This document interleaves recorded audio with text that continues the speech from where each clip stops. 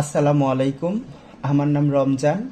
আমি plasma paramedic ইনস্টিটিউটের diploma in pathology বিভাগের একজন ছাত্র। নবম সেমিস্টার ফাইনাল এক্সামের প্রেজেন্টেশন দিব। আমি আজকে হ্যাপাটাইটিস বি ভাইরাস সম্পর্কে একটি প্রেজেন্টেশন দিব। আমার রোল নাম্বার হচ্ছে 1464 এবং রেজিস্ট্রেশন নাম্বার হচ্ছে 1264।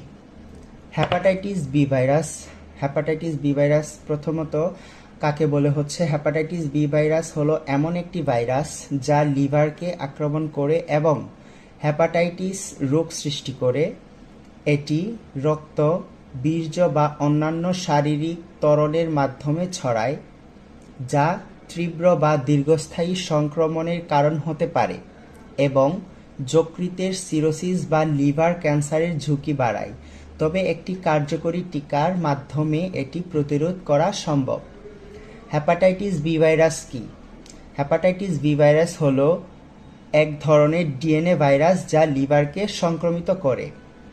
সংক্রমণের কারণ ও বিস্তার: সংক্রমিত ব্যক্তির রক্ত, বীর্য, যৌনিতরল বা লালার মাধ্যমে শারীরিক তরলের সাথে সরাসরি সংস্পর্শে এলে এটি ছড়ায়।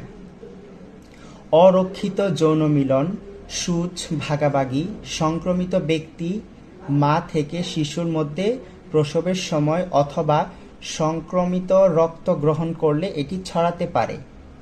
এটি হাঁচি বা কাশির মাধ্যমে ছড়ায় না। লক্ষণ: অনেক সময় হ্যাপাটাইটিস বি ভাইরাসের উপসর্গ থাকে না। ক্লান্তি, জ্বর, বমি বমি ভাব, পেট ব্যথা, ত্বক ও চোখের হলুদ হয়ে যাওয়া, জন্ডিস গাঢ় হওয়া বা গাঢ় প্রস্রাব হওয়া। অনেক ক্ষেত্রে সংক্রমণের প্রথম দিকে কোনো লক্ষণ দেখা যায় না। রোগের ধরন: অ্যাকিউট, অল্প সময়ের জন্য থাকা সংক্রমণ, সাধারণত <6 মাস থাকে। দীর্ঘস্থায়ী বা ক্রনিক, 6 মাসের বেশি সময় ধরে চলা সংক্রমণ যা সিরোসিস বা লিভার ক্যান্সারের হতে পারে। হ্যাপাটাইটিস বি ভাইরাস প্রতিরোধের জন্য আমাদের যা করতে হবে: প্রতিরোধ: একটি নিরাপদ বা কার্যকর টিকা রয়েছে যা প্রায় 100% সুরক্ষা দেয়, যা সাধারণত নবজাতকের জন্মের পরপরই দিতে হয়। হ্যাপাটাইটিস বি একটি মারাত্মক সংক্রমণ রোগ যা যকৃত বা লিভারকে আক্রমণ করে।